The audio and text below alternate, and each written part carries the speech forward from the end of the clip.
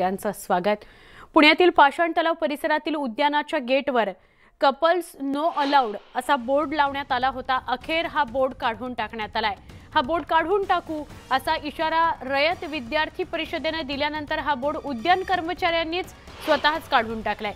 तब्बल 5 वर्षांनंतर आजपासून प्रेमी युगुलांना उद्यान परिसरात प्रवेश मिळणार आहे। न्यूज 18 लोकमतने बातमी काल दिवसभर लावून धरली होती, त्यानंतर आता अखेर हा बोर्ड काढण्यात आलेला आहे। कपल्स नॉट अलाउड असा बोर्ड या उद्यानावर लावण्यात आलेला होता। उद्यानाची एंट्री आहे तिथे लावण्यात आलेला होता। गेली 5 वर्ष कपल्सना या परिसरात एंट्री नव्हती। न्यूज 18 लोकमतने दिवसभर ही बातमी दाखवली आणि त्यानंतर हा बोर्ड कर्मचाऱ्यांनीच काढून टाकलेला आहे। आमचे प्रतिनिधी वैभव सोनवणे यांच्याशी अधिक बोलूया। वैभव, आम्हीच बोर्ड काढून टाकू असं रयत विद्यार्थी संस्था संघटना म्हणत होती, मात्र दिवसभर बातमी दाखवल्यावर त्याचा इम्पॅक्ट समोर आलाय, काय सांगशील? सुवर्ण, काल आपण बातमी केलेली होती। तरुण जे आहेत, ज्यांना तरुण जोडपी जी आहेत, ज्यांना या पाषाणच्या तलावाच्या उद्यानामध्ये जायला बंदी करण्यात आलेली होती। केवळ विवाहित जोडपी जी आहेत तीच आतमध्ये जाऊ शकतील असं सांगण्यात आलेलं होतं। वास्तविक हा नियम 5 वर्षापूर्वी तिथे करण्यात आलेला होता, जेव्हा पक्षी निरीक्षकांनी तिथे येणाऱ्या तरुणांची जोडप्यांची तक्रार केलेली होती। तेव्हापासून हा बोर्ड जो आहे तो काल 2 दिवसांपूर्वी हा बोर्ड वॉर्ड ऑफिसने नव्याने लावला होता।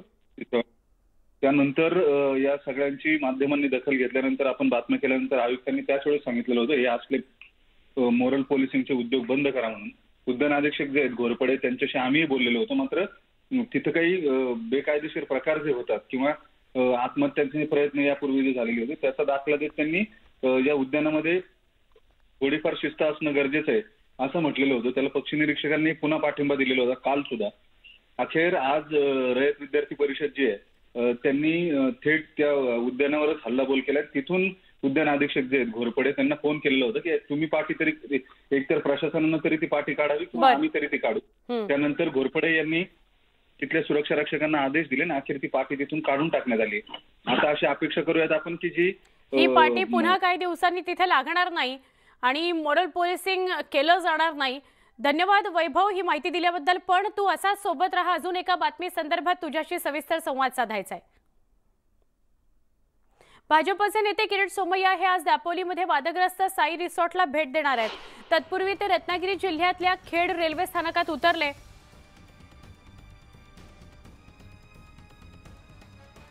तिथून ते दापोली इथे रवाना झाले। किरीट सोमय्या प्रतिकात्मक हातोडा घेऊन खेड रेल्वे स्टेशनला उतरले। राज्याचे मुख्यमंत्री एकनाथ शिंदे यांनी भ्रष्टाचाराचं साई रिसॉर्ट पाडण्याकरता आपल्या हातात हातोडा दिल्याची पहिली प्रतिक्रिया किरीट सोमय्या यांनी खेड रेल्वे स्थानकात उतरल्यावर दिली। रत्नागिरी जिल्ह्यातील मुरुड समुद्र किनाऱ्यावर वादग्रस्त साई रिसॉर्टवर प्रतिकात्मक हातोडा मारण्याकरता भाजप नेते किरीट सोमय्या पोहोचणार आहेत। त्या पार्श्वभूमीवर साई रिसॉर्ट परिसरात मोठ्या प्रमाणात पोलिसांचा फौजफाटा तैनात करण्यात आलाय। नवीन सरकारने हे रिसॉर्ट पाडण्याचे आदेश दिल्यानंतर हालचालींना वेग आलाय। आदित्य ठाकरे नागपुरात पोहोचलेले आहेत, थेट प्रक्षेपण बघूया।